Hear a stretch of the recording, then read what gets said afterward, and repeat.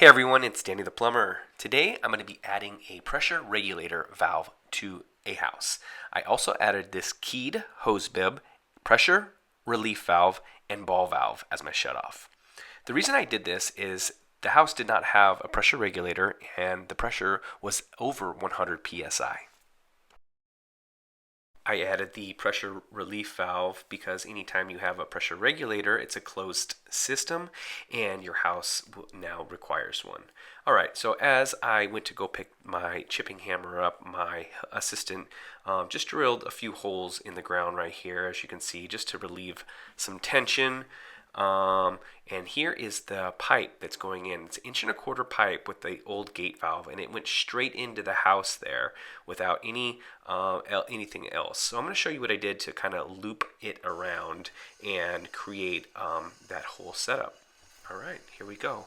My assistant is now cutting the concrete so we don't blow it out any further, and we're just scoring it just a little bit. It's not too deep.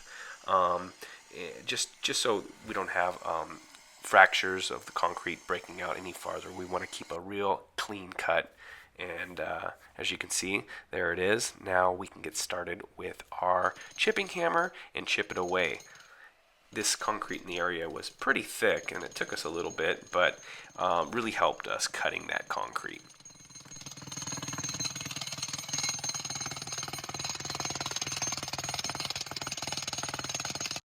All right, well that was fast.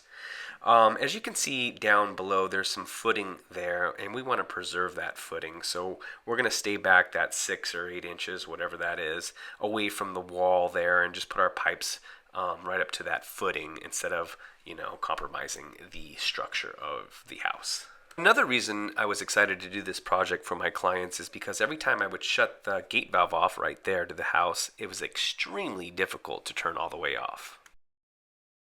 Okay, so once the concrete and dirt are out of the hole, what I did is I pre-soldered all of this setup on my truck without being in the hole, and it was much easier to do. There is the main copper line going into the house right there without any of this. So what I'm going to do is loop it around and connect it to my whole setup. I've also got 10 mil tape anywhere where the copper is going to touch the cement so it doesn't deteriorate. All right, so as you can see, I used a few elbows to loop it around and hit that pressure regulator and go back to the house. That's where it used to come in from. There is the shutoff, the original shutoff, and the pipe, as you recall, went straight in. And so I'm just essentially looping it up to the left there. It's hitting that pressure regulator and going back down and into the house just like it did before. Now I connected a hose and I flushed out any debris that was in our line there. And now we're ready to mix up our cement and put it back in that hole and cover it up and make it look real nice, just like this. These pressure regulators are preset at 55 or 65 psi, but they are adjustable. It's always good to have a hose bib after the pressure regulator so you can relieve a little of the water, a little pressure before you test it with the pressure gauge. And I put a keyed hose bib today because we're in an alley on the Venice canals and I don't want people using that water. So the owner can keep the key with them and turn it on at their leisure. Well, thank you guys very much for watching. Please give this a thumbs up, a like. It really helps me out with the channel. And don't forget to subscribe. All right, I'm off to the beach. Thanks, guys. If you like this video, don't forget to check out my channel, How to Plumb, for more plumbing how-to videos.